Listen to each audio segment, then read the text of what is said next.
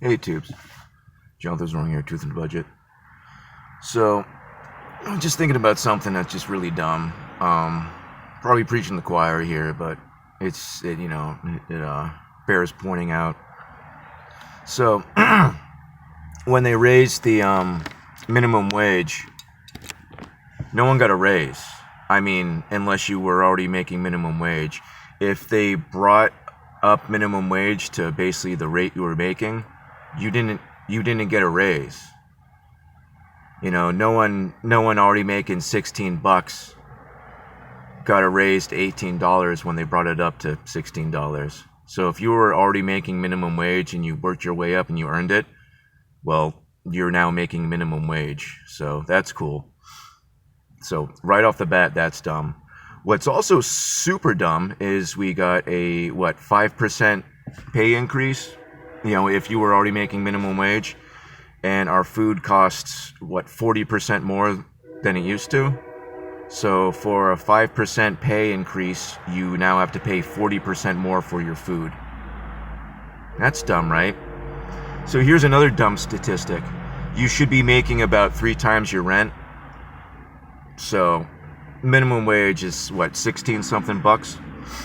So let's say it's gross. Let's just do gross for ease. So let's say you're bringing home, $2,300 a month.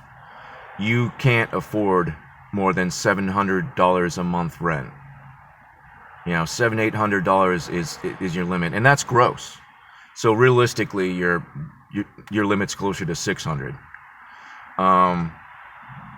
I got 3 places around me, and they cost between $2,600 to $3,000 a month.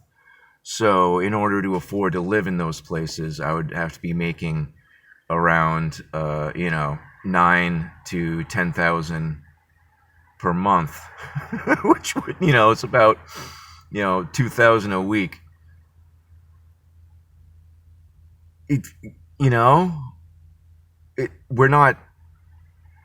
It's impossible.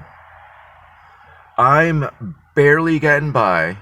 I'm getting all the hours I can get, and I'm barely getting by. And there's no way I could possibly afford, $3,000 a month in rent. Not even close. Not even remotely close. We're not supposed to be making it. The system is not designed for us to succeed. And if it wasn't obvious before, it should be obvious now. The only way people can live like this is if they're living, 5 people to an apartment. And guess what kind of people live like that?